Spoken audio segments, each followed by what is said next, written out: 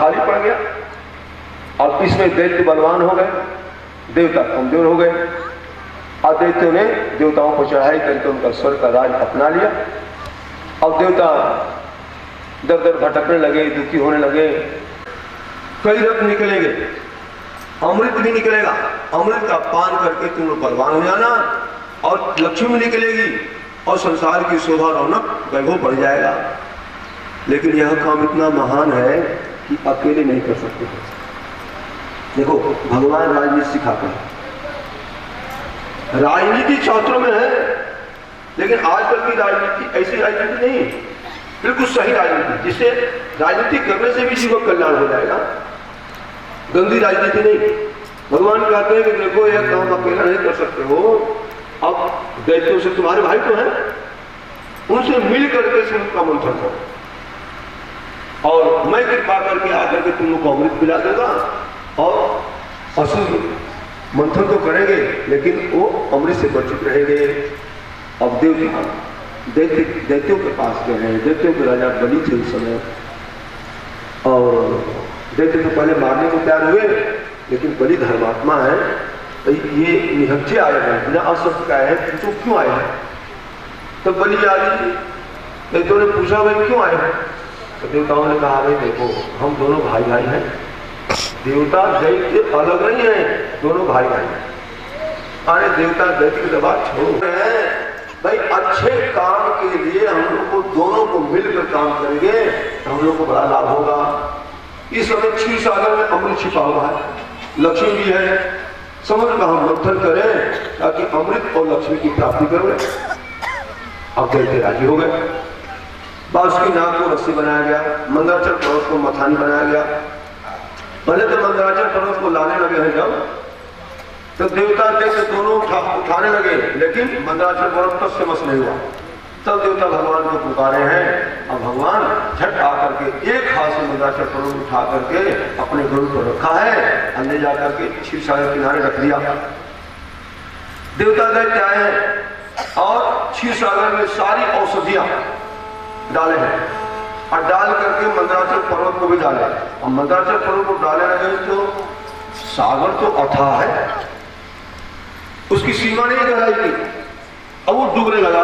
मंदराचल पर्वत दोनों तरफ से पकड़ रहे हैं लेकिन पकड़ में नहीं आ रहा, डूबने लगा और भगवान को पुकारे हे प्रभु ये मथानी डूब जाएगी तो हम मंथन कैसे करेंगे?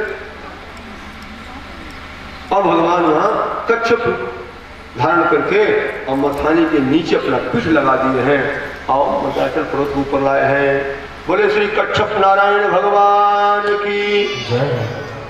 और बांस की नाक ऊपर से मथानी को मंदराचल पर्वत को दबाए हैं, नीचे कच्छप रूप से, ऊपर अजित रूप से, सबके अंदर अजित रूप से प्रवेश करके मंथन, भीषण मंथन हुआ है।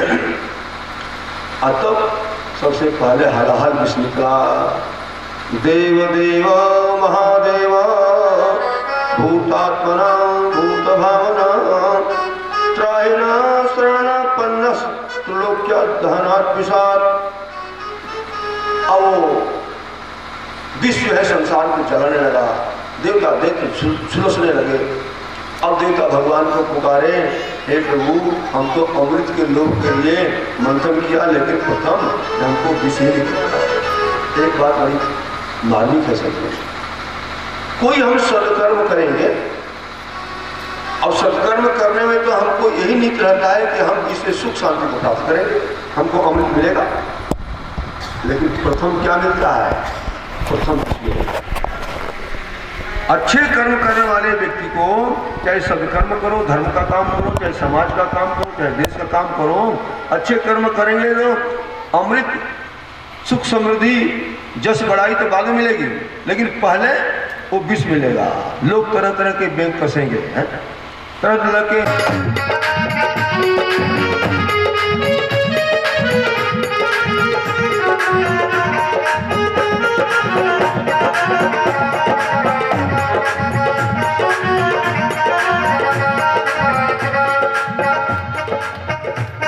चूड़ी कर लगरा, चूड़ी कर लगरा, टांगनिया जुड़े गजरेदार, टांगनिया जुड़ा गजरेदार, लहंगा चोली पहन शीश पे, लहंगा चोली पहन शीश पे, हो लई शादी रूप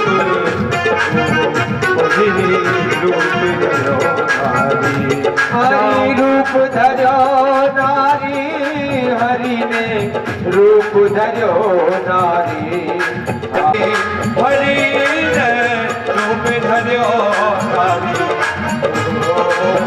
रूप धरो नारी, हरि ने रूप धरो नारी, श्याम ने बंधन को तारे मोहिनी,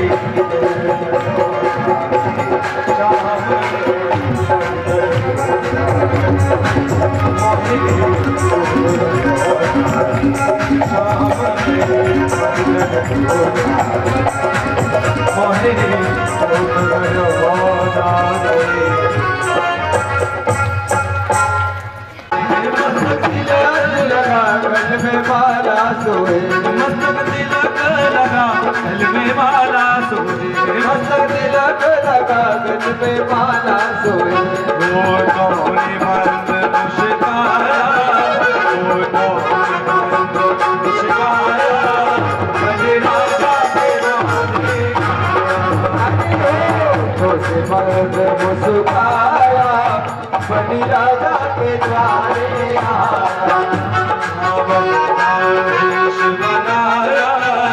बलि राजा के द्वारे आया।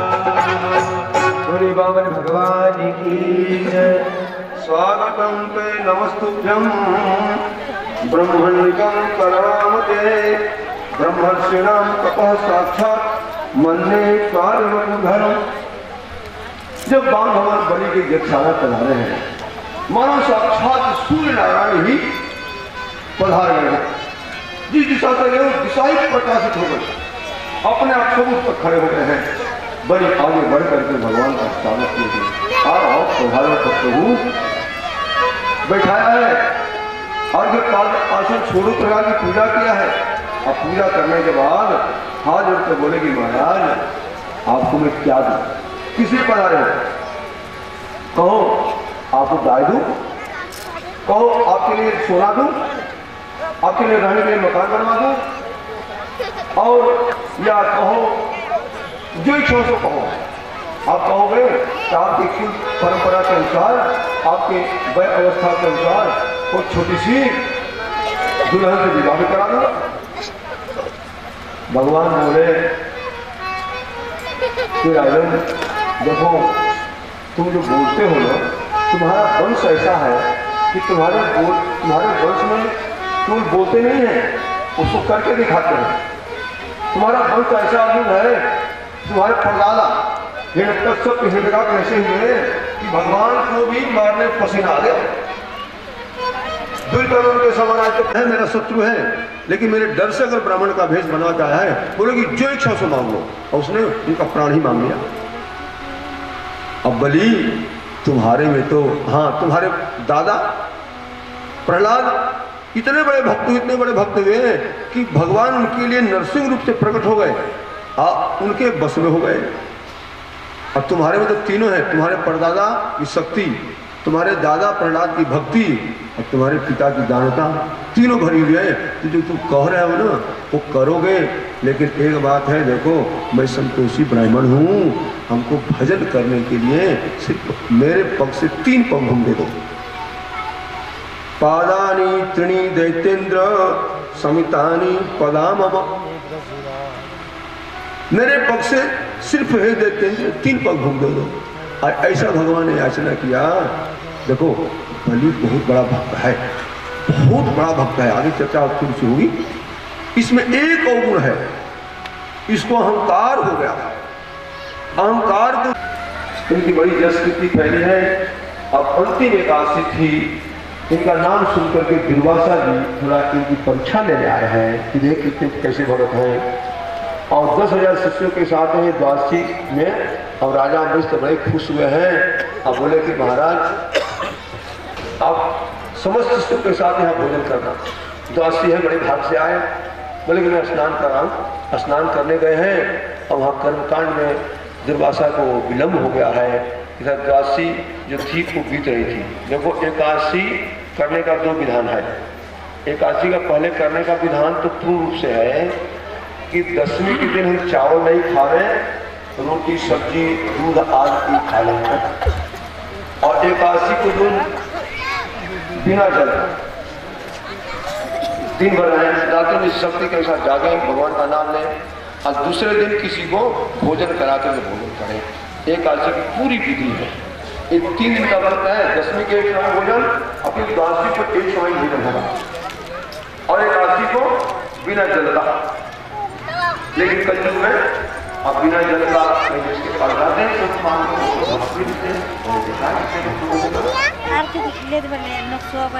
अगर सबके तो ठीक है, अरे जल पर आने से नहीं पूरी वो कृपा होगी, पूरा फल मिलेगा। अगर इतना से पूरी ना हो तो भाई भगवान ने जो फल दिया है बिना बना बनाया, प्रकृति माँ ने हमको जो दिया है उसको एक बार ले लें। अब कभी हमको हालांकि अगर फल लेंगे तो आधा फल मिलेगा, फल ले लिया अब दूध ले लिया तो आधा फल मिलेगा। जल से निराजन से तो पूरा फल मिलेगा, अब फल दूध ले लिया तो आधा फल मिलेगा। अगर सब्जी बना लिया, अगर कुट्टी की पकौड़ी पूरी बना लिया, हलवा बना लिया, एक बार खाता है तो चौथाई और फल हो जाएगा। एकादशी देखो, एकादशी बंद का तत्काल फल होगा। बड़ी से बड़ी बीमारी उसको दूर हो जाएगी।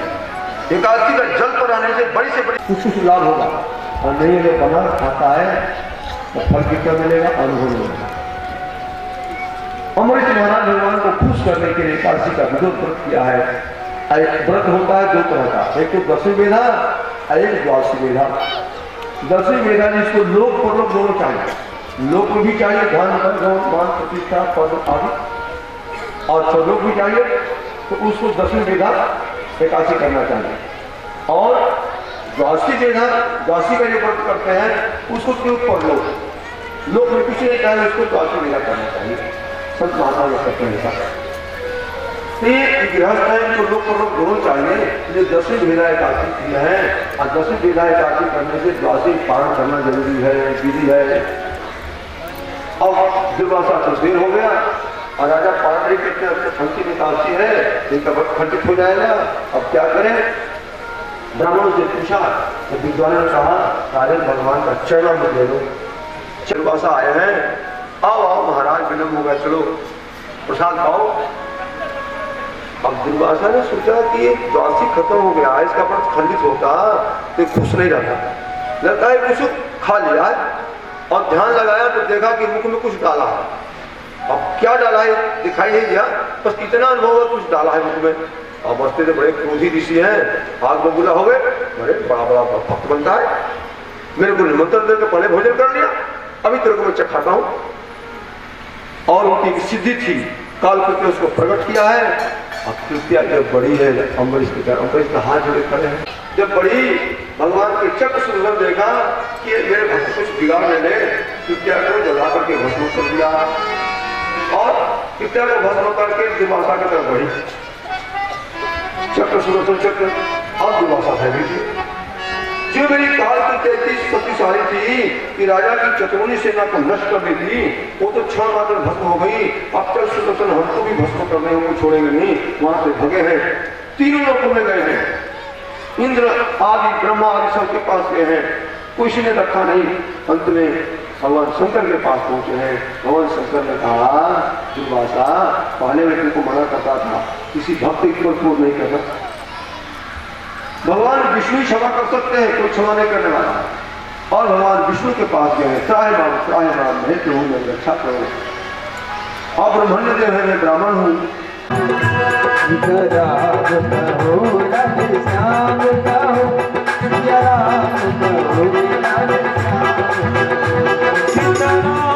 कहो राधे श्याम राम कहो, सीताराम कहो, राधे श्याम कहो, सीताराम कहो, सीताराम कहो, राधे श्याम कहो, सीताराम कहो,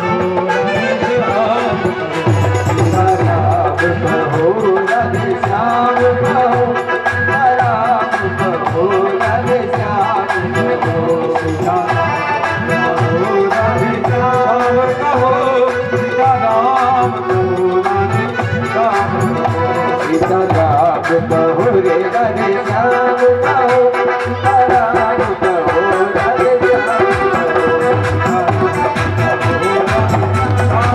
श्याम कहो,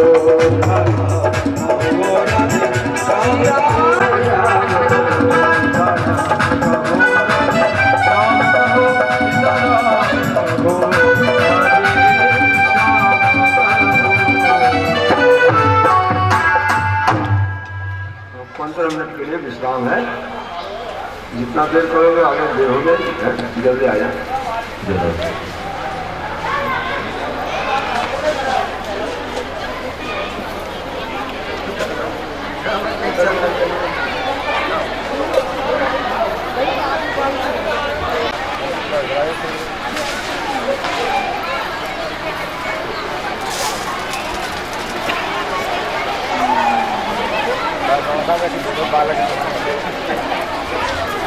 चारों वर्णों के लोग अयोध्या के राम को अपना मानते हैं, आए हैं अपना समझ करके।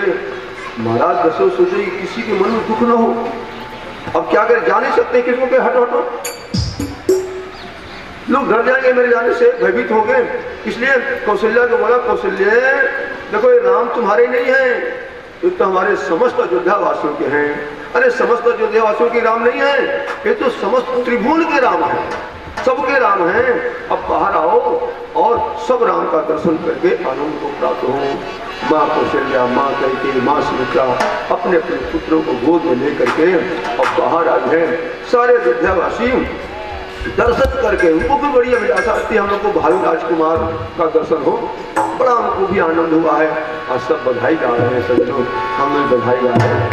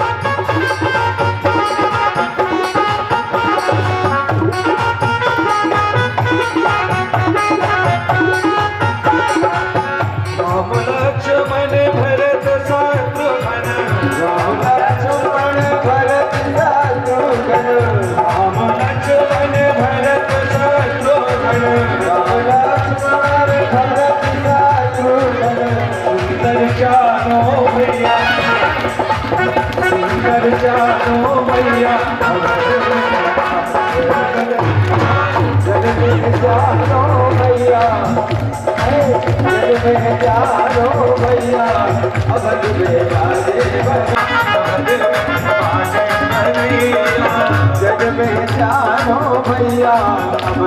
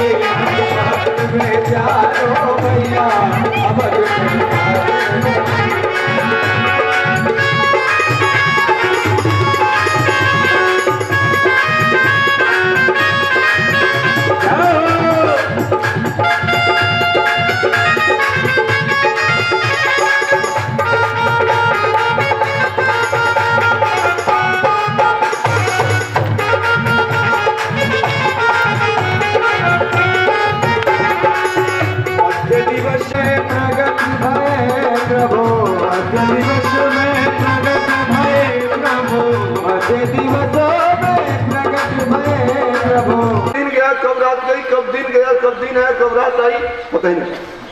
कितना आनंद आया।